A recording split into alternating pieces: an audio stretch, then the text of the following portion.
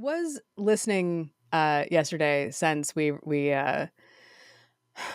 released the episode. It's the phones episode. Yes. Yeah. Um, about just kind of a high level conversation about the kind of Height Twenge industrial complex. um, and uh, and I have to say I enjoyed listening to that episode. I sound like I have definitely taken my Adderall, and I want to be clear, I haven't taken Adderall in like 7 years. But boy, do I miss it. And You were amped. I was amped. You came I in was place, like, and yeah. I'm not. I think that conversation might have benefited from an outline, Yeah. but boy, it was fun to listen to. I cannot wait to listen to the episode that comes out after it, which is the "Why Are We Here" episode. Which by the time if you're listening to this, You've you already hopefully heard will have already heard that one. And hopefully, if you heard that one and you're still listening now, God bless Right. you. You're along for the rodeo ride at this point. Yes, but it really did make me think about how it. I'm actually kind of surprised it's taken us this long to get to Twenge and Height because of how much they have. Excuse me, how much they have co-opted the trajectory of the millennial myth, right? Like Twenge more so than Height, in my opinion. I think yes, certainly more overtly. Yes, he weaves the generational narrative into his overarching themes, but Jean Twenge has made the artifice of generations like that's her life's work. mm-hmm. Yes. You know, and we will return, as we were already talking about, to the hate book and the whole cell phone argument and the research that is being held up as like, look at, I have all this research. I've linked to all this research, and we talked about it in Twenge Part 1. I'm not going to reference any of it, but trust me, there's lots of it. Which is a real, yes. I don't know, it's a street magic trick. It is. It is also kind of reminiscent of the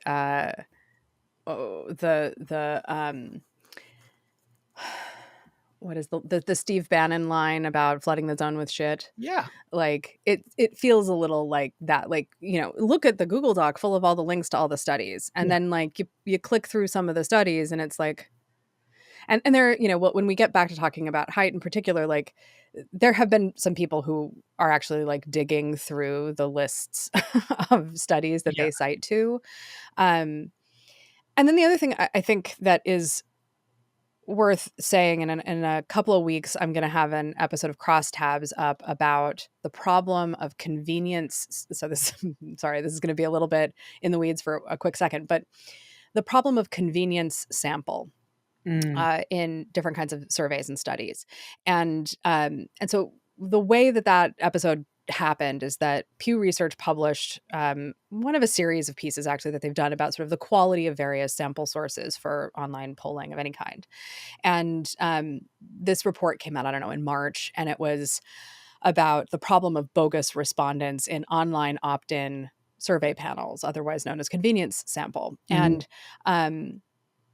so I started, I read the piece, lots of interesting stuff in there that they had noticed. One of the things that I think actually is kind of germane to our work is like a problem that they see in online convenience samples of there being particularly obvious evidence of bogus responding in two demographic groups. And one is 18 to 24-year-olds.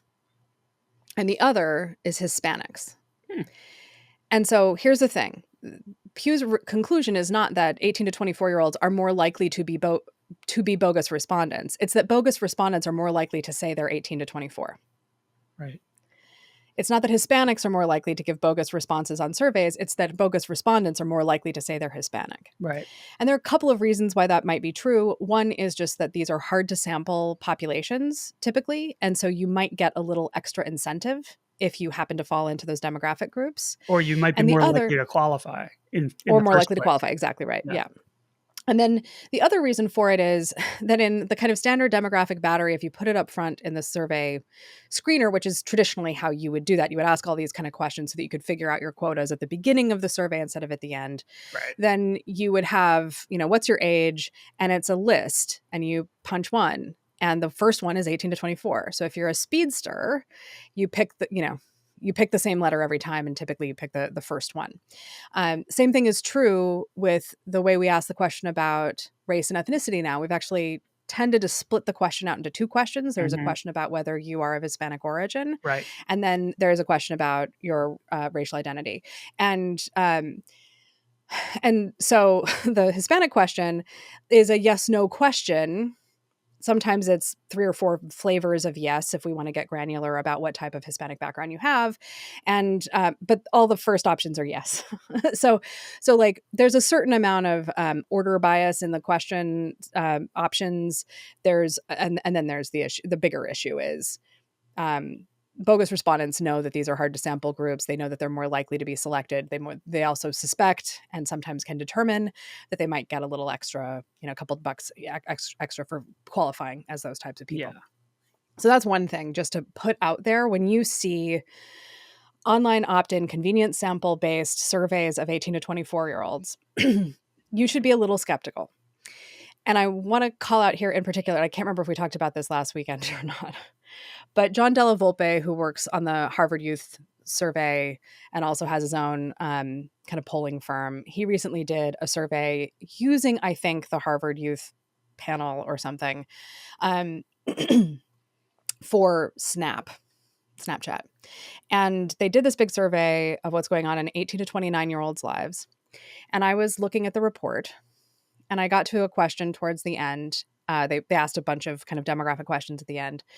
And one of the demographic questions was about whether you rent or own your home. And 2 choices, rent or own. 51% rent, 49% own. And that is untrue. There's no way. Either that's a really weird skew of sample you got of all of these precocious 18 to 29-year-olds who clearly have family money. 27 to 29 somehow. Right. But even there, like when you go look at like, yeah, no, I know, American Community Survey, the actual numbers should be closer to like 34% or something total that own their home. And most of them, to your point, are going to be in that 25 to 29 group. But even then, like it's this number is wrong. And that should tell them something about what's going on with their sample. And either their sample is skewing towards incredibly affluent, which isn't what's showing up in the income question. Right. Or you've got a bunch of fraudulent respondents. Right. And so like, and that's a big enough disparity between real life and the survey response that should have been a big red flag to the people doing the analysis on that survey. And I don't know who their sample provider was. I should go have a look and see if they went outside of Harvard Youth Panel. If it's Harvard Youth Panel has a problem. Yeah. They need to be digging into that fast. Yeah. But the other thing that happened when I read this piece was that I started looking around for like, is anyone studying this? Is this bots? Is this hackers? Is this some other kind of thing? And I found an academic at Colorado State, University of Colorado. I'm sorry, I cannot remember which one, a professor in Colorado, who has been making this kind of an area of her work because she does a lot of survey research as part of her academic research. And was encountering a lot of obviously fraudulent responses in her social science surveys. And so in trying to like get to the bottom of it, a couple of things were true. One is she's mainly using online convenient sample. Academics also use something called snowball sample, which we talked a little bit about with Kristen and her approach to recruiting for her book about millennial intimacy. Yeah. But this is where snowball sample is where some people, you ask them if they know some people, you ask them if they know some people. And so like the link gets shared as opposed to like frequently when we do surveys, we do not offer a shared, a share button. And like SurveyMonkey does this, where it like by default has like a share page at the end of the, on the thank you page at the completion of the survey. Yeah. And we shut that off every time because I don't want you sharing it. Well, I Like, don't want the homogeneity of how it will be shared most likely by the people that I can access. If they're well, sharing people that's like one them, I risk. think that's But the other what risk I'm is, concerned about. Unless that's exactly yeah, what I'm looking for. In some studies, that is true. sure. And like that is certainly the kind of traditional risk of the snowball method. The new risk of the snowball method is that link just gets posted on Facebook, or it gets posted on Reddit, or it gets posted wherever. And now randos are taking it because they'd like $3. Right. And anyway, this episode coming up for Crosstabs in a couple weeks is all about like what is going on there, what are the incentives, Oh, that's etc. cool. Why why is it so bad? What does it mean for the quality of research? And then also like what do you do to counteract it? Because there are things to do. Like it's not an insurmountable problem. But I just want to say one of the things I think about with academic researchers is, researchers in general, and Rich Ratcliffe, who's the person I've interviewed about this, has said to me multiple times in our conversations that like researchers don't spend a lot of time thinking, frankly, about how sample works or where sample comes from. They just go get some, right? Like there's all these providers, you just go get it. And you kind of trust that the sample providers are giving you real people more often than not. And you know that there are some things that people do when they don't really care about your survey. And you know that there are things that you want to do to get them to complete the survey and all that sort of thing. Right. But there are all of these little safeguards that you could put in place on your surveys to significantly reduce the success of bogus respondents. But one of the things you'd have to know is how common it is. And it's actually shockingly common. And relevant to both of our interests also, the kind of root cause of all of this problem is the move to online-based surveys and then the use of programmatic advertising to fill survey sample. Yeah. So we're not really recruiting from panels anymore. It's programmatic sample. Which is So like an anyway, entirely different yes. rabbit hole that we could go down. Yes.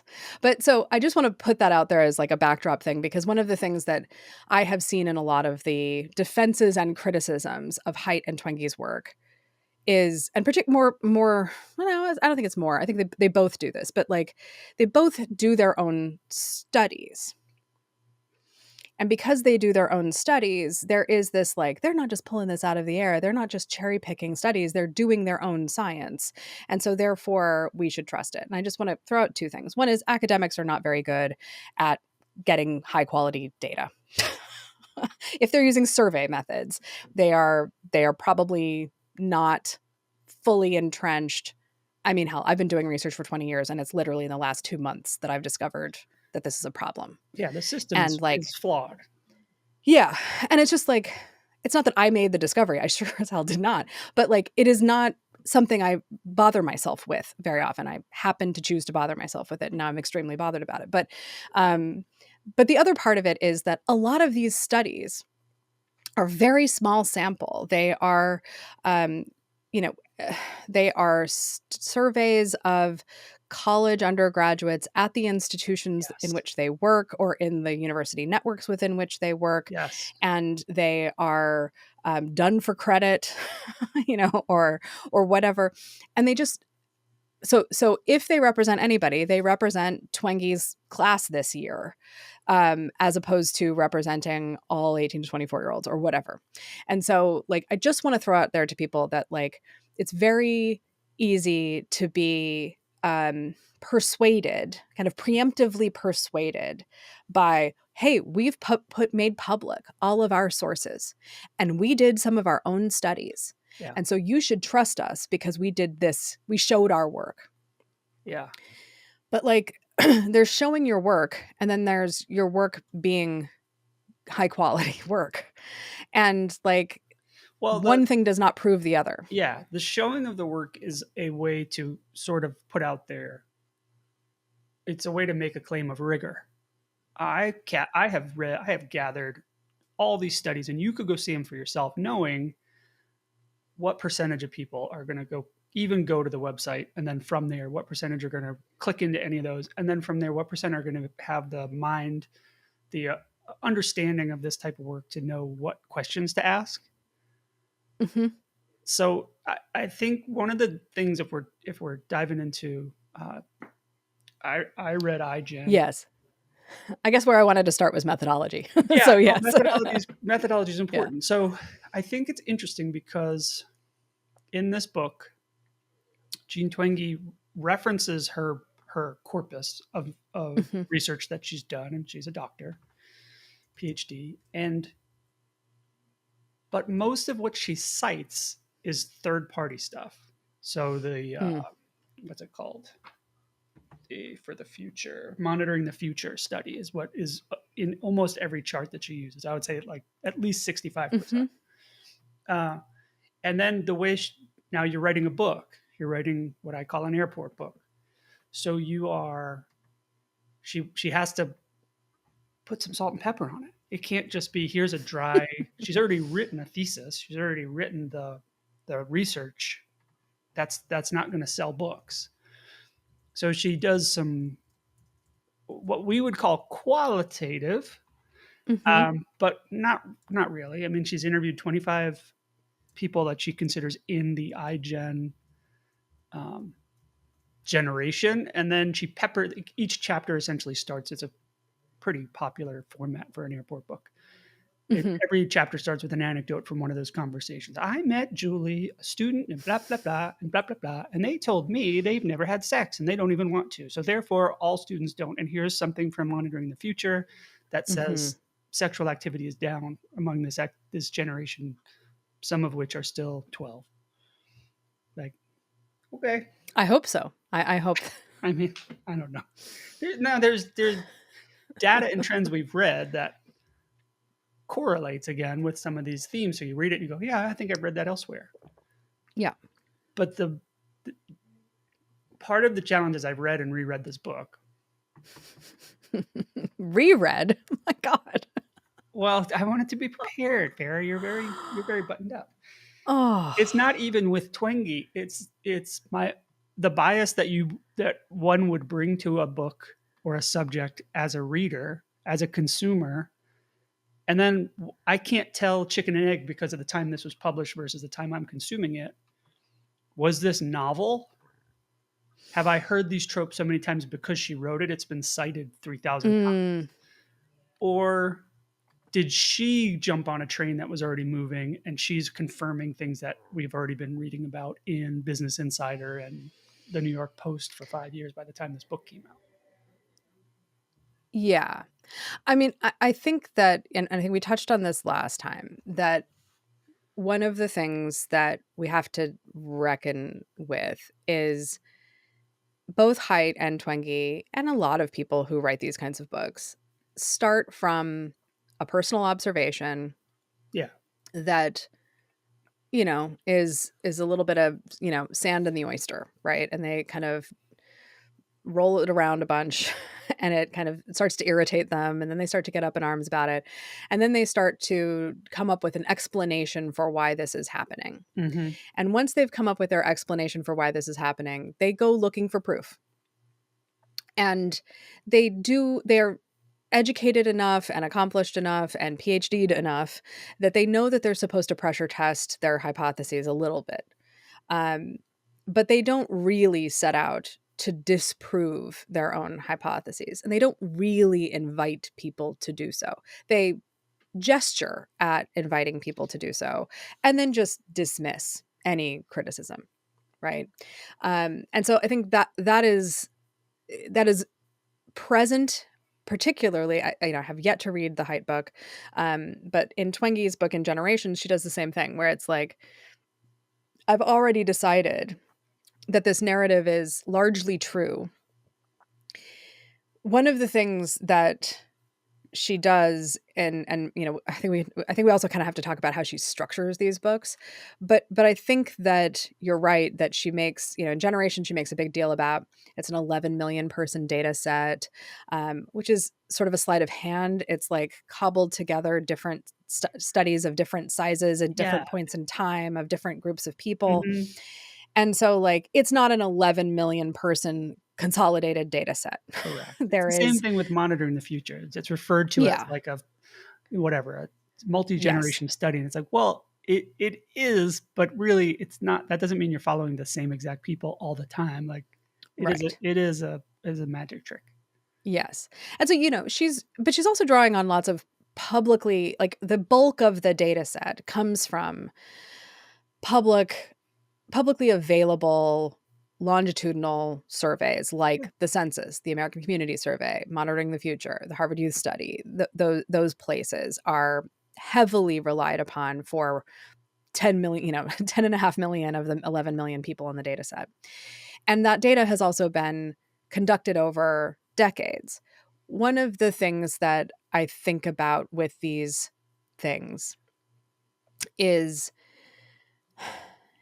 they're not always asking the same kinds of questions. They're not using the same modes of research. They're not using the same kind of frameworks for things. She writes a lot about narcissism because that's, kind of a That's her foundational area of piece of her study. work as well. But, there, there are just very, kind of anachronistic tools that are being used. And her general response, having that the rabbit hole I went down was watching clips of her in interviews and being asked about methods. And there's kind of a couple of things that she's particularly, I don't want to say defensive, but it is a defense that she offers when people ask the same kind of question over and over again. Yeah. And one is like, is the narcissistic personality inventory a valid measure of narcissistic personalities? And her response to that is like, well, it's been used for a really long time. Right. And So dude, what's she it, gonna say? It's the tool that we have. yes, yes. It doesn't mean it's flawless, but No, I wish she but would but just what say it like, it's the most complete tool I have, even if it's flawed. right. But baked into this, like, is a theory of the case that I just don't find persuasive. And I've been now talking to political psychologists also for crosstabs. So I've been having this conversation quite a bit. Most of these kinds of batteries kind of get invented in like the 60s, 70s, early 80s, and they are under theorized. They are useful in the sense that they are held fairly consistent over time. And so we're Mhm. asking similar demographic cohorts over time the same question. And so there is some comparative value there. Except that we are asking about things that change in culture over time. And so she even acknowledges, and I want to get to this in the kind of structure part of things, she even acknowledges that like how people are responding to this inventory or that battery of statements or whatever probably does change over time. But hey, the questionnaire is held constant. So that's the thing to keep your eyes on. And it's like, not really. Yeah, that Like yeah. if things that people wouldn't have said before because we didn't live in an era of social media, we didn't live in an era, post free to be you and me, whatever, like, yeah, if you want to go poll repressed mid-century America about their self-confidence, you are going to get lower self-confidence scores, lower Mhm. ego scores than you are in an era of self-actualization. Right. Sure. So what are we measuring? Are we actually measuring more narcissism, or are we measuring an Overton window that shifted on what we think narcissism even is? Yeah. And like she wants narcissism to be a true thing that is not context dependent in culture. And then also she plays it fast and loose with what version of narcissism she's talking about and whatever. But there's a lot of that. The other thing that she does as a method that I know people do because account planners do it. I know you guys do it. I know that account planners listen to this podcast, and I know that you do it. You go look at Google Trends and you go see if search incidence of a particular term has gone up or down. And you go look at Google Books Ngram and see if references to a particular cultural phenomenon have gone up or down. And she does this quite a bit in Generations.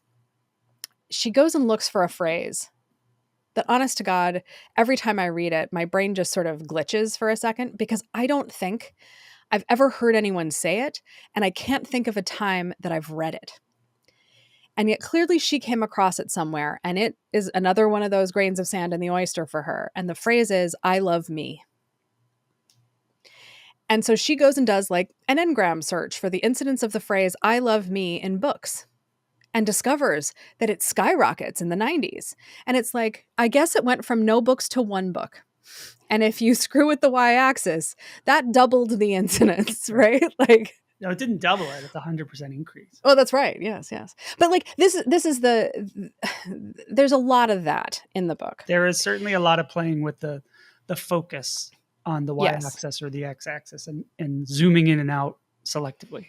Yes. The other thing that she will do is present charts. I don't know if she does this in iGen, but in Generation she does this. She will present charts where she will shade a section of the chart and say, this is millennials, or this is Gen Xers, or whatever, and say, like, see how much it changed from here to here. And it's like, but also either, like, you know, like I've literally got right in front of me the narcissistic personality inventory scores of U.S. college students in a national meta-analysis conducted by Jean Twenge from 1982 to 2016. And she shades this area that's like, maybe I will just actually, let's see Share if your this will let screen. me. So this chart here, narcissistic personality inventory scores 82 to 2016, meta-analysis Twenge. Millennials dominate the age group in the shaded years, particularly between 99 and 2013. So you have a long-term trend that actually starts like in 85. Right. And is at its steepest and longest from 85 to 95. From 95 to 2000, it continues that increase, that rate of increase, and then it plateaus, and then it plummets. Right. And it's college students. Yes. So this is all not, college students. So it's yes. not in, yeah. So the way that millennials dominate this age group in this shaded area is a little fraught. Yeah, I mean, for one thing, yes. We're talking about college students. We're not talking about 2/3 of the country that don't go to college. We're also talking about like a population thing, possibly. I mean, this is an inventory score. So this is like the average narcissistic personality score. I think it's on the scores. And also, here's the thing I want to say. The score ranges from 0 to 40. So again, attention to the y-axis here. It maxes out at 17.5. Right. That's that zoom we're talking about. Yes. So like it looks really bad, but it's still not particularly narcissistic. Right. If you look at it in the scheme of the full scale. Yes. What has it gone up? A point? 2 points. Yeah. 1.5 points. Right. And then what the heck happened? Like, so the first half millennials are feeling really high on themselves, apparently, or comparatively high on themselves. And then they just deflate. Yeah. When they no longer narcissists. And they have to have a job. It's like, well, yeah, but these are still U.S. college students. So in that second part of the graph here, they're still in college. This is just a later cohort of them. Sure. And like, and I remember probably around 2009-ish reading. I have such a vivid memory of this, and it's a very stupid memory. I was at my local favorite bagel place that later became my local favorite Mexican restaurant. But at the time it was a bagel place, and it had like nice windows and banquettes along the side of the thing. And I would take the paper and I would go get a bagel and a coffee and sit in the window and read the paper. And the New York Times that weekend had 2 pieces in the same edition. One was about the rise of, narcissism and egotism amongst young people. And it was like in the A section. And later in like the style section, there was another piece about how actually narcissism was declining among young people. And I was like, do you guys talk? What if you, do you guys talk what if somebody read the whole paper? What if someone, I don't know. What a weird idea. You want me to read the whole paper. You guys complain all the time that consumers don't read the whole paper. I'm reading the whole paper and you guys can't keep your stories straight. Yeah. So she does this a lot.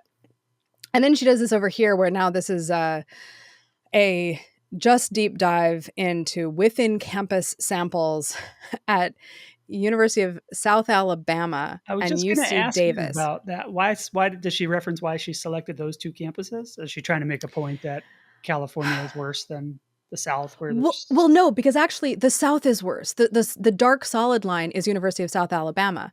The UC Davis line is not. The reason that this came up is there was a criticism of the sample selection when they looked at all of this stuff. Basically, it turns out people at UC Davis are just way less narcissistic than everybody else. Why? What oh, on we earth talked is about going this. on Yeah, at UC Davis? right. But in any case, like the trajectory of, what she would probably focus on again is like, just look at the shade and then look at the shape, right? Big peak, but never wants to talk about the sudden drop off. And And it's also doesn't want to talk about how this line is a steady slope. Like this begins much earlier than millennials coming to college. And she does talk about this, right? Like they were steeped in it. They grew up this way as children, baby on board sign, blah, blah, blah, blah, blah. All of that stuff means that that's why they become narcissists when they hit college and we have an opportunity to study them. But again, look at the y axis. The top score is 40. It maxes out at like 18.2. yeah. Another explanation is just that, like, in this period of time, people were feeling pretty optimistic about their prospects because up until 2008, which is incidentally when the scores come down, the economy was doing pretty well. That's what I was. Maybe this isn't a measure of narcissism at all, but about general optimism about my future. This But is a that's not the story she wants to tell. no, but the question I have is she's obviously zoomed in to show a peak, and she shaded an area to highlight part of the story she wants to tell. Yeah. And my confusion is, why does she leave the drop in and then not address it? Like, if you're going to edit the thing and go into InDesign and like pull the corners and make it look the way you want, why don't you do it? Why leave that open? Because every time I read one of these charts, I'm like, yeah, but what about this? This Well, changed. so part of it is, I think, so that we can say that there are true shoulders to a generation, that like this group of people is different than this group of people. But they were And only so we've different from this period of time, and then they stopped being different. yeah. Yeah, so one of the things you'd probably want to do is say that anybody who, starts college in 2008 isn't a millennial. Because all of a sudden, or like, I don't know, take them down to, if their scores are below 16 and a half on average, then they're not millennials anymore. They're something else. They're a totally new type of people because they're not narcissistic. Oh yeah. So Narcissistic. do you think Twenge would say that millennials is a psychographic and not a demographic?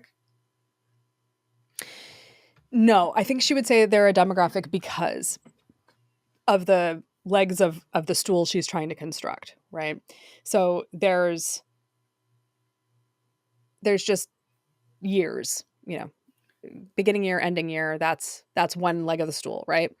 That leg is extremely variable because it is dependent on other factors.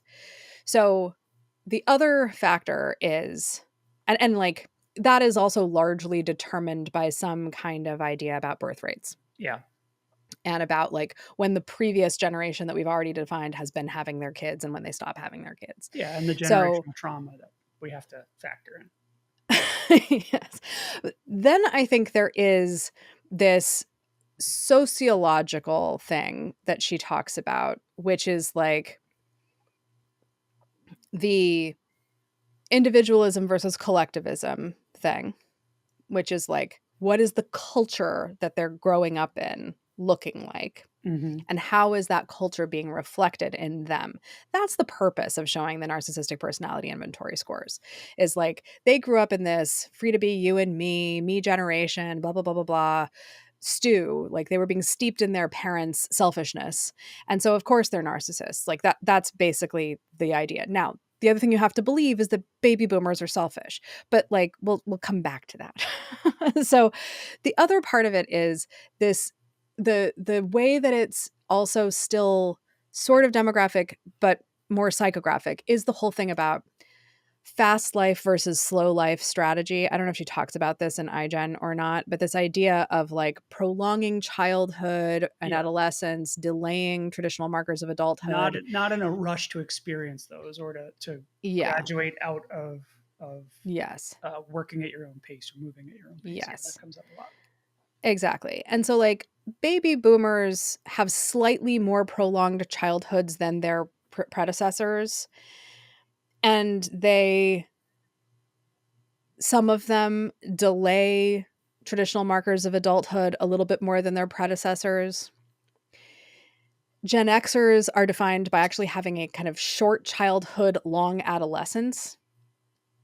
So this is the whole thing about Gen Xers being feral and left to fend for themselves, which is just weird because, like, I don't know. I don't know. This is not how I was particularly raised, right? Like, sure, did I drink out of a garden hose from time to time? Absolutely.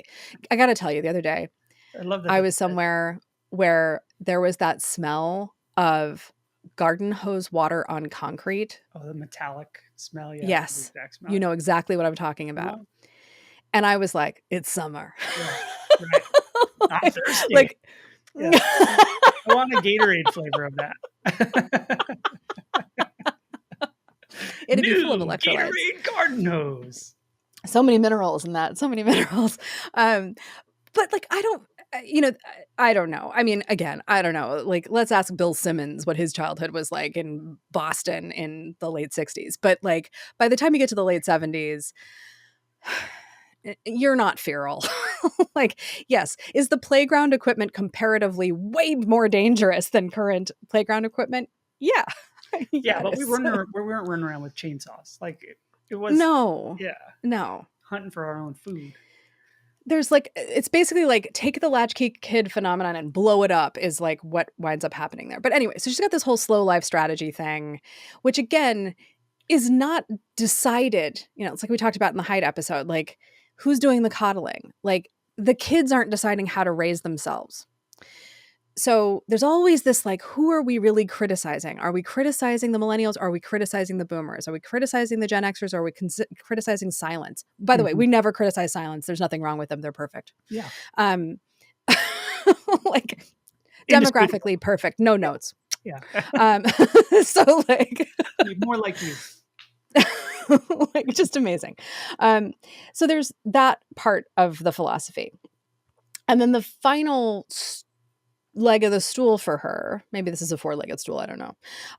But the final leg of the stool here is the technology argument about like the prevalence of a certain kind of technology and or maybe technologies that define the kind of context of a generation. And so, for boomers it's like, I don't know, TV and birth control. And for millennials it's the internet. The internet. And uh the internet and like women working outside the home, something like that. And then like and like for Gen X it seems to be divorce and women being able to get financial instruments without their husbands or fathers. Right. But I don't know that there's any other technology really going on with with Gen Xers. I cannot discern what the tech is that defines Gen VHS X. machines. You know what? Actually, yes, it is that. It's that, and it's MTV. Oh well, It's cable television. MTV was definitely part of the story when we were in it. I don't think Oh people yeah. reference it as much now. It's just Oh talk my god. about Do you remember all the things about how like we had short attention spans because of MTV and that everything had been MTVified and like everything had to be in short clips and no one if yeah, we should try to find those clips and play them against the TikTok outrage. Oh, that would be a great It's idea. the same It's the same thing. story, and Yeah. it's people my age who lived through MTV making that claim as if it's novel. Yeah. I mean, the distinction I would draw is you may like or dislike their taste, but the things that we were glued to with MTV was selected by someone with taste It as was opposed curated. to, yeah, it was curated versus algorithmic. And it was also like expensive as opposed to dirt cheap. Yeah. Like, but so you have, these are the things that she uses to define the generation. So the thing that's interesting, and I feel like this is where we have to talk about the structure of the book, and I haven't read iGen, but the way she structures the chapters of generations is she writes this little preamble. And also I just want to say this. If anyone has ever read the book Sun Signs by Linda Goodman, and I don't even know when this book got published. To be honest, it was probably in the early 70s or something. But it's a book about astrological signs. And it is structured in this way where you have like the sign in general, and then like the Scorpio man, the Scorpio woman, the Scorpio child. And so they're all slightly different. Even though they're all the same sign. Even though they're all the same sign. Yeah. And she'll include like a list of famous Scorpios or whatever. And then she also really likes, or in this book, she really liked, mainly, I want to say they were Lewis Carroll quotes. So like quotes from Alice in Wonderland. And so like Lewis Carroll quotes are throughout the whole freaking thing. I say that is throughout the whole thing. It may have just been in the Sagittarius section, but anyway, which is my section. But like this book is every chapter I was like, it's like reading sun signs. She does this like little preamble about millennials in general. And then she does like this list, and it's a list of the demographics of the generation, like how many people are in it, what are their ethnicities. Then she lists like famous millennials in different categories of fame. And then she gets into her kind of themes for each of the generations.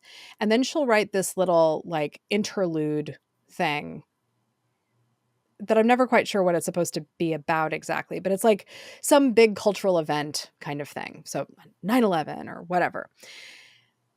And that's how the book is structured. And so the structure is actually quite revealing for a couple of reasons. And one is that it all feels extremely predetermined. The other is that like, hey, this is actually notes for us, Adam, on when we eventually write a book. The thing to do is figure out the format of the first section.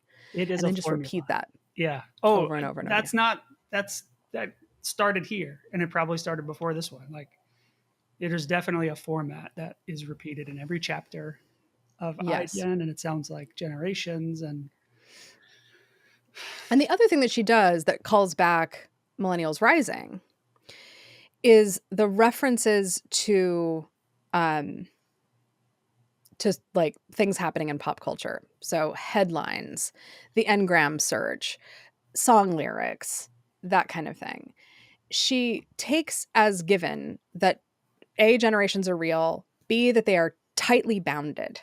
So she has a thing in there where she talks about Kamala Harris. People think she's a Gen Xer, but she's not. She's 2 weeks too old to be a Gen Xer. And then in her own sort of discourse, as she's writing about this stuff, she kind of mocks anybody who might question that generations are real. Like there's a whole thing at the very beginning of the book that's like, anyone who thinks, people say that generations are just like horoscopes, but they're not, they're real. And if you think that they're just horoscopes, then you're an idiot. Like it is a little weird. Like why, because when she gives these interviews and they're like, well, when, are these things even real and blah, blah, blah, blah. Her default is to say, look, they're useful. Like lots of people get grouped into groups. What's so bad about this group? Right. Like literally that's kind of her response. It's like, look, we group people into groups all the time. What's the big deal? And but then like wants us to play by some hard and fast rules about something that when she's questioned about it, frankly doesn't seem to be altogether that committed to. Like if we're just doing it because the groups are useful, but not because they're hard and fast, then what are you talking about? Kamala Harris is 2 weeks too old to be a Gen Xer. I mean, I'm sorry. Kamala Harris is a Gen Xer. She's an old Gen Xer. Right. And I know that you just know that about her. You know that about her because she drops the F-bomb, because she wears her Converse everywhere, because like, you know, like, like I'm because of the age cohort she grew up in. Yeah. She is a loving generation kid. She is not a boomer. Like, But the format itself, I want to stay on for a moment because it does start. sorry. No. I don't even really want to defend Kamala Harris. I'm not a huge fan, but like, Yeah, she's fine. She's fine, but she's a Gen Xer. That's yeah, all I wanted to say. I get it. I'm with you. Um, the other thing about the format, though, anecdote, big sweeping generalization based on the anecdote, Mm-hmm. comparison, like a 1 or 2 paragraph comparison of the generations that is Yes. not supported by data. So it'll say, Mm-hmm. like, this group is putting off sex longer than ever. Boomers were totally open minded about sex. And it's like, wait. Right. Then she has some data about the generation that's the subject of the book. And again, Yes. it's in the chart form that you just showed. And Yes. I'm thinking you could write a whole book just on the claims you made in those 4 sentences. Yes. Why don't you do that? Well, she also does one other thing, which is that she kind of has it every which way. I made a note to myself that was like she chronically buries the lead. Yeah. So she'll lay out what I would refer to as the meme case, and then several pages later tosses in a to be sure that directly contradicts I the know meme you. case. I know you love the to be sure. Oh, I'm going to I can't cover get my enough. ass now, if you don't Got to cover mind. my ass now. Yeah. Exactly. But she does it so late in the chapter that I did find myself, and maybe we talked about this last week too, but like I just feel like surely she knows how people read these books. Right? Like you don't read them cover to cover. You skim them. You get a vibe, right? Like most ideas books, you read the introduction and you're good. You don't really need to read the rest of it. There's a book that I really love that I can't think of what it's called now, that is about like neuro babble and like the use of brain imaging science to try to figure out how people think about things. And like I read half of it. I don't need to read the second half of it. The second half of it Right. is one of the co-authors is a lawyer, so it's much more to do with like the use of these tools in criminal proceedings. And I'm like, yeah, I was mostly here for the science. I don't really care about the policy implications past that on this read. Maybe I'll come back to it.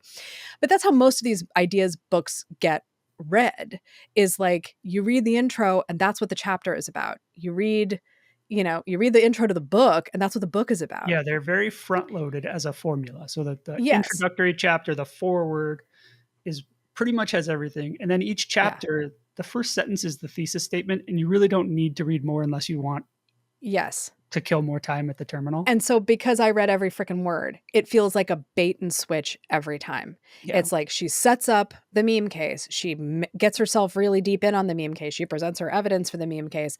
And then, oh, well, some might say that, this is this is nonsense. Maybe an alternate explanation is something else entirely. But then she just kind of goes back to where she was at the beginning. Yeah, but still, I want to say this, and generations are absolutely concrete, and there's no Yeah. flexibility in it. Because One of otherwise, the why am I things writing a book? exactly. And one of the examples I love is that she constantly refers to boomers in a very consistent way, right? Like millennials are narcissists who are, addicted to the internet. That's fine.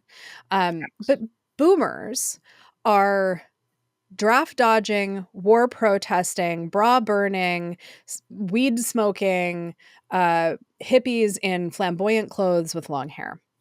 That's what boomers are. And that is incorrect. Right. That is the meme case about what a boomer is like. Yeah. But one of the things that I went and did was just like the idea that they were all protesting the war. And University of Washington actually has a terrific interactive map of anti-war protests in the 60s and where they took place. And it is shockingly, I mean, if you went with the meme case, which most of us are steeped in, you would think that every campus was basically on fire. Right. And this is not true. Very few campuses had any anti-war protests at all. Very few of them had people in numbers more than about 50 participate in those protests. Very few of them had any arrests or any violence or any destruction of property. It's the same that we're seeing now with the like Gaza protests, where Yes. like, yeah, Colombia got a little out of hand, but nowhere else did. Right. Yeah. And where it gets really out of hand in the 60s with Kent State is actually pretty late in the game. Kent is late. Yeah. And it's not because the students are out of control. It's because the president of the university and the governor of the state are worked up about the headlines about campus protests, not about the reality of what's actually happening at Kent State. 100%. So why does Kent State get out of control? Because you send a bunch of thugs onto campus with guns. And they're all worked up because they think they're going to get killed today. And they're Right. not. Like, but anyway, I went and looked up this. 27 million men became eligible for the draft in the years spanning the whole of the 60s and the early 70s. Of those men, a third of them served in the military. 3 million actually served in Vietnam. 18 million draft age men did not serve either in Vietnam or in the military at all. And 26 million all women, which was also happening at the same time. So they didn't serve, obviously. Given even the largest of the estimated sizes of the anti-war movement, the number of active protesters could have formed no more than 20% of the total population of the generation. A 1973 study showed that those under 30 consistently supported the war in larger percentages than those over 30. Young people supported the war more than the olds did. So, whatever, Abby Hoffman or whatever out here saying don't trust anyone over 30. Why? The people over 30 didn't like the war or were more likely to not like the war. What's your problem, man? Like Jerry Rubin, come on. Now, of course, hilariously, Jerry Rubin was like over 30 at the time that he said that. But like, and I don't actually think it was Jerry Rubin. I don't think it was either one of those people who said that. I think that's apocryphal. It's apocryphal. But like, you have these people who in this piece sort of are described as succumbing to the dove vet polarity, that there are like doves and then there are people who served. But, we may reason, this is the last line from the thing I found. We may reasonably conclude from these figures that of the 53 million members of the Vietnam generation who did not serve in the military, a majority of them were neither activists nor in possession of any very strong sentiments against the war. Yeah. And like we'll drop a link to this thing. It's an article called "The Silent Majority and Baby Boomers," and it's just like, so why do we keep invoking this cartoon character baby boomer that you only see in like the Woodstock documentary? And while yes, a lot of people went to Woodstock, we're not talking about millions. We're not talking about millions. No. And if you look at that study, it's the same. We talked about this in season 1. The name of the longitudinal study of graduating high school seniors gets away from me. But in Millennials Rising, they try to make the point that millennials are more apt to follow directions and believe in government and take orders and follow the rule of law and be afraid to break rules. But when we looked at it longitudinally, when we went year by year, when you're a senior in high school, when you're just entering college, that's just where you are. That's just where you are. That's where boomers were. There were people outside the mean, but for the most part, that's in your age group, in your cohort, not because you're a boomer. No, but exactly. because you're impressionable and still trying to figure out who you are.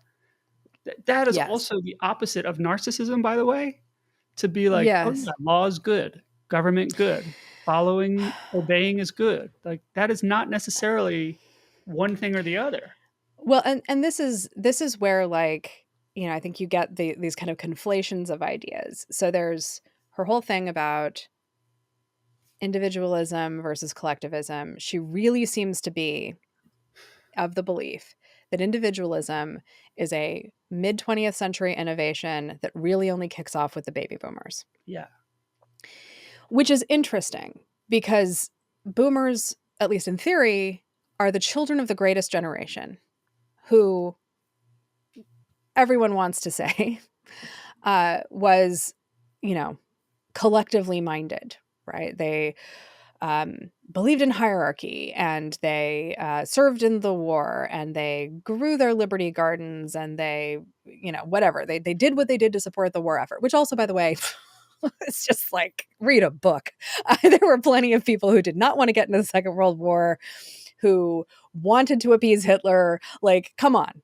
come on. At the, you also have like, what was it called? It was like the millionaires plot or something like that. You have a whole group of people who tried to overthrow the freaking government because they didn't want to go to war with Hitler. And actually they thought Hitler had a point. So like, whatever. No, I think we only are allowed to put people in a single bucket that is described by one sentence. So Yes. bad, But bad I would news. also say, like, read some Enlightenment era thinking. Like, read some of the founding fathers' treatises. If you think individualism got invented in 1965, you're out of your mind. The American project is an individualistic project. And so, like, part of me, I was saying this last night to my husband. I was just like, I read Jean Twenge and I'm like, just leave. Like, you don't like it here, just go. Do you get the impression I don't get the impression she doesn't like it. In iGen, maybe her thoughts have evolved, but in iGen, I I think can't she's tell. like, she does, there is a pendulum of like, I'm heartened and encouraged by these youths. And also like, but why are they like Mm. this? I And think by also, the but time I she know writes why. Generations, she's not heartened at all. Um, Yeah. Okay. She's Not burned heartened. out. She's burned out. Yeah. These are narcissists. They're irredeemable. Um, and that she wants to lay the blame for that at the feet of the baby boomers who woke up one morning in 1963 and said, you know what? It's all about me. Yeah. And and yet, like, even that completely misses a whole lot of things that were happening. Like she wants things. This is why I love actually the way she talks about the silent generation is the most interesting thing in Generations, because she wants to have silence both ways. She wants to have them as group identity over individual identity. She wants to have them as obedient over disobedient. She wants to have them as like traditionalists and socially conservative. But she also wants to give them credit for being the ringleaders of the civil rights movement, the first people to like openly come out as homosexual in American society. Like that these were also like forerunners of something. And They so were trailblazers in collectivism. yes. Yeah, I guess. And so like they are much more three-dimensional than she makes subsequent generations. Um and so she has this idea that boomers are totally engaged in an individualistic, self-centered, me generation kind of thing. She completely buys into that and then prefers the Scooby-Doo caricature of them. And but it kind of ignores the part where they engage in collective action, in solidarity movements, where they start freaking communes or go live on communes. They are just all drug-addled, long-haired, weirdly dressed anti-war protesters. That Mm-hmm. is the way she sees them. So she does not acknowledge the 60s and 70s rash of worker strikes and labor organizing. Like there was a lot of that going on in the 60s and 70s as part, to some degree, as part of the civil rights movement. That's by definition collectivist. I don't know how you can call it anything else. But she doesn't seem to like group identities that are not, I don't know. Like the group No, no. identities can't be about ideas. They have Yeah. to be about intrinsic characteristics. They have to be about class and race, but in a old school like Yes. pre-20th century idea of what You that could. is.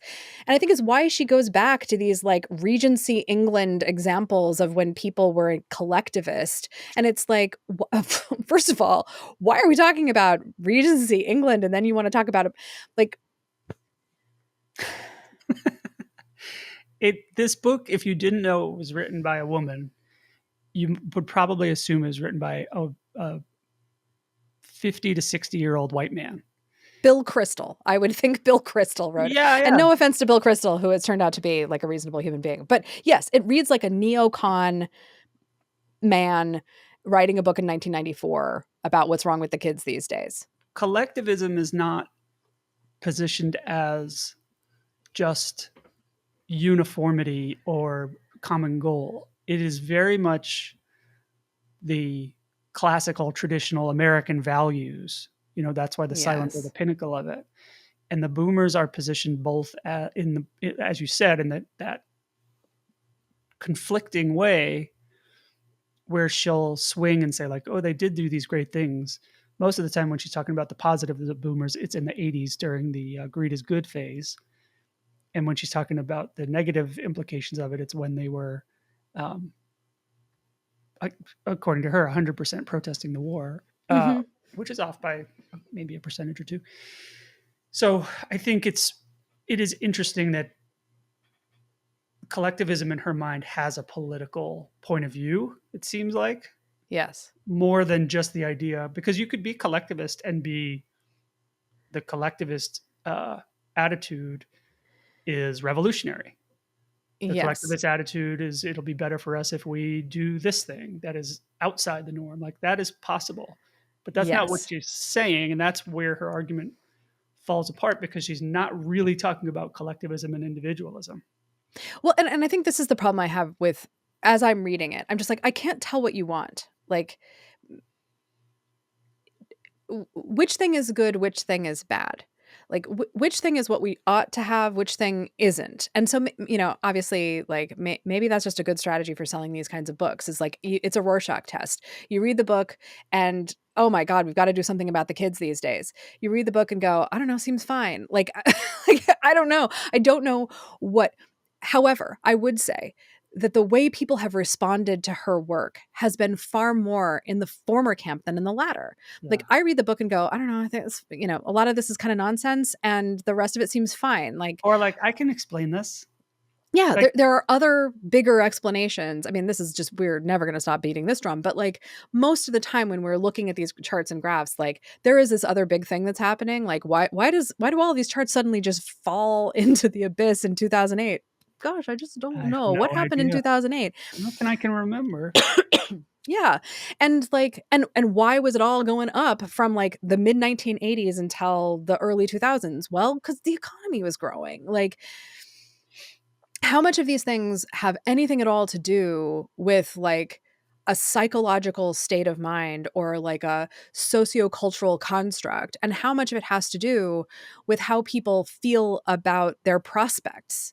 Like to some degree I find myself reading this thinking, a she's never taken a US history class. I mean, the term individualism comes into usage in the 1830s. Right.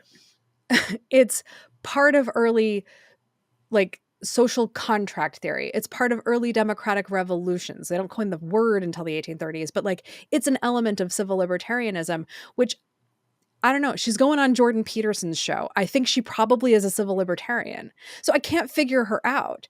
Yeah. You cannot say, however, that this is an idea that started in the 1960s. And if anything, you could make a pretty credible argument that the the 60s are a response, like a reaction to a form Yeah. of individualism It would in make an interesting favor book. of collectivism. Yeah. The etymology of the word and its expression in American culture would be an interesting book. Yeah. And then like the kind of I sometimes think that there is a latent criticism here of the post 60s kind of manifestations of neoliberalism or something. But like that neoliberal project was spearheaded by the Greatest Generation and by silence. Like it was not, yes, the Clintons picked it up and ran with it because that was the only way to win elections. Like, but that structure, that superstructure of neoliberalism predates baby boomers. Yeah. It is Nixon. It is Reagan. It is, like I just, if we want to blame groups of people instead of institutions and structures for something, you cannot lay it at the feet of baby boomers. Right. But in And 20 years, the Jean Twenge of 2045 will be using millennials as the benchmark. yes, She is using boomers. Everything we are talking about is you have to add in the phrase unlike boomers or like boomers to every sentence yes, for all of these type of books because yeah, they're all like the benchmark is my impression of what boomers were like because the data was not captured. right, And so therefore here I think they were protesters and so millennials are different because of this. And yeah. it And reads I like think a that, lecture. It reads like a college class lecture. Like she's not yeah, inviting you to ask questions. no, It's more like here's what I know. Take yeah, notes. yeah. And then, I think that these these kinds of books are here because we are always sort of perennially trying to understand what the future is going to be like. And as I think we talked about last time, she literally says in this book, you know, if you want to predict the future, looking at young people today is a pretty good way to do it. And like, first of all, that's demonstrably untrue. It's observably untrue. What people are like. I mean, again, I'll go back to Jerry Rubin. Like, Jerry Rubin, Abby Hoffman, Chicago 7, go watch the Aaron Sorkin movie. It's a pretty fun one. But like the guy ends up being like a hedge fund guy or something. Like he winds up being like a corporate raider on Wall Street. Like most of the people who grew up in the 60s were not part of the anti-war movement at all. Were not part of the civil rights movement at all. They were just like working jobs, trying to figure out how to have families, trying to figure out how to afford a house, trying to survive the energy crisis and Totally. stagflation and all the rest of it. The ones who were part of the civil rights movement wound up becoming things like social workers and school teachers and public defenders and stuff like that. Yeah, Like, where they could do you know, hand-to-hand benefit to people that need help. exactly. And so, like, the ones who were engaged in social movements still are. They did have to grow up. They had kids, they got married, they bought houses, they did those things, sure. They figured Yeah. out a way to make a living helping people. That's true. But like the people who are really in the movement are still in the movement. The people who are never in the movement are still never in the movement. Like that is just how it is. And millennials are no different here. Like most millennials weren't in Zuccotti Park protesting the 1% and like doing the people's megaphone or whatever it was. Like that was not what was happening. It was a few people. It was a few very, you know, um, well-intentioned people who had a thing that they were trying to accomplish. And I would argue, by the way, did. You don't get Bernie Sanders and AOC and the campus left now without having Yeah, Occupy they then. certainly brought the attention to the issue Yeah. in a way that was impossible before that. Yeah. But these books are capitalizing on trying to predict the future and then also like the just sort of intergenerational panic about what the will the next generation be responsible stewards of our economy and our democracy, and what can we look at from how they are right now in order to figure that out. But the anchors are always baby boomers, Yeah, and it's totally. like there is this I am slowly coming around to a very odd I don't know if it's very odd or not, but like we are in this godforsaken election year. And I listen to the Bulwark's Focus Group podcast. I'm reading polls as a part of the Crosstabs Project. I'm talking to all these people. And the thing that I feel like we are in right now is, well, the thing that I think we have been constantly in is a relitigation of what happened in the 60s and then what happened in the 60s before that. So, like, the 1960s are a relitigation of the 1860s, and we are Mhm. doing it again. And we didn't decide to wait 100 years. We decided to only wait 60.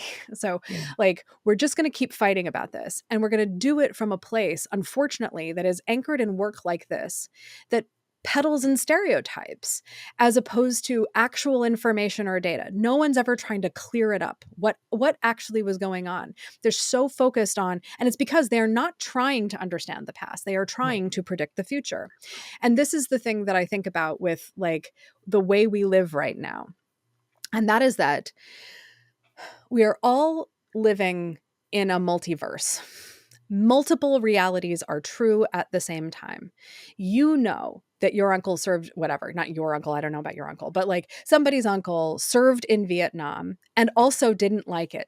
You know that uh, your other uncle on your dad's side was 100% for the war and campaigned for Goldwater. Right. And all of these things are true. And then there's what you believe. And that's that boomers are all long-haired hippie anti-war protesters who take too many drugs. And like there's the knowledge part and the belief part, and trying to like decide which one of those things is going to get the foreground or the background Mhm. is the thing that everyone is struggling with. And why, like, you have people, I was just listening to the Focus Group podcast this morning, and there were people who were saying things like, well, I think if Trump gets elected, he's going to go on a revenge tour and he's going to try to completely change, the term limits for presidents, and he's going to do this and that, and it's going to be terrible. But I'm kind of curious what that's going to look like. like it's television. Yeah. And then you've got other people who are like, okay, well, I don't believe he'll get convicted on these charges in New York court. Oh, he did, but I don't believe that they'll stick. I think he's gonna get out of this on appeal. And actually, I just don't believe. And then one of the guys in these focus groups was like, you just know if he gets convicted that Biden's gonna pardon him, which, by the way, no president can pardon anybody on state charges. But in any event, like he's gonna pardon him anyway because it's all one big boys club. Like the way that you and then one other person who really Hearing upset the me, 3 points of view, one after coming the from other. one person, Yeah. 3 points of view in one person. Yeah. And then you have somebody else who's like, I'm not voting for him. I think he's terrible. But honestly, I think like, let's just get it out of our system. Like we'll survive it. We'll come out the other side. I'm just exhausted. Like whatever. He's like, and I was trying to compare it to something, but the comparison doesn't work. I feel like what's happening is it's a horror movie. And there's this like documented phenomenon of horror movie audiences, right? You go to the movie theater, you go to see Halloween or whatever, and you start out rooting for our heroes, right? Like the kids are who we want to win. And we're scared of the bad guy. And then there's this change that happens where we flip our allegiances. Specifically, yeah. Yeah, slasher movies specifically. We flip our allegiance to the slasher, to the bad guy, the serial killer, whatever. Suddenly we're on Freddy's side for a little while. And then we get to the final girl. And the final girl, all of a sudden, we flip our allegiances again. And we're on her side and we want her to win. But there is a moment where like the bad guy has been killed, but he's not dead. And like in that moment, you have this sense of despair that is like overwhelming, where you think like the final girl's not going to survive. And then, it's a movie. So of course the final girl survives, but also so does the bad guy. So like the bad guy's never dead because we need a sequel and whatever. And Biden is no Jamie Lee Curtis. I just want to be clear. But like that is that's the headspace that we're living in. It is a suspension of disbelief and also the presence of disbelief. Like we're simultaneously trying to reconcile what we know and what we believe all the time. And this book is like that. Like she intellectually knows that not all boomers and not all millennials and not all Gen Xers and whatever, but that is not as powerful as her belief about them. Or that she's tapping into. Yeah. Like I think she knows not all. And I think she knows I'll just go with it and I'll push it all the way because the person reading this has these stereotypes in mind. Mm-hmm. I'll just perpetuate these because people will come along for the ride with me. Mm-hmm. And I'll sell books.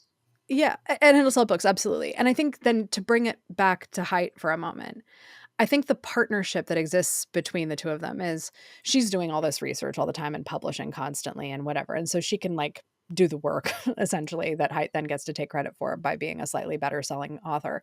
But like they too are engaged in a way in what feels like not necessarily like the actual definition of the word neoliberal, but like the kind of pejorative collective definition of neoliberal. It feels like this neoliberal project of like, why focus on the technology, Jean? Well, for one thing, because then your friend, John Haidt, can write a book about how the problem is the technology. That like Gen X would have been different if it weren't for MTV. Millennials would have been different if it weren't for the internet. Gen Z would be different if it weren't for TikTok. Right. And on the phones, right? Like if we just didn't have the phones, civil society would be better. And so that's the problem to solve. The problem to solve is that, as opposed to, I don't know, let's take a step back. What does tax policy look like? How are we funding public education? What's going on with access to public health services? Like, how's the infrastructure? Is there an easy way to get around? Do we have affordable daycare for families? Is a single income enough to fund a family these days? Like those are the big questions that actually shape the data that she presents here. And instead it's like, no, it's because you're a Virgo. I think we can leave it there. I think we may come back to some of these. It's too good of a slash rant to to build on. In the Demo is written and hosted by Farrah, Bostic, and Adam Pierno, with support from the Difference Engine. Edited by Allison Preisinger and AMP Studio, with production support from Ashley Darrington. Music used with permission by Omega Man under the Creative Commons license. Go to inthedemopodcast.com for behind-the-scenes research, supporting information, and transcripts. If you'd like to support the show, please rate, review, and share the show with people you think will appreciate it. Thanks for listening.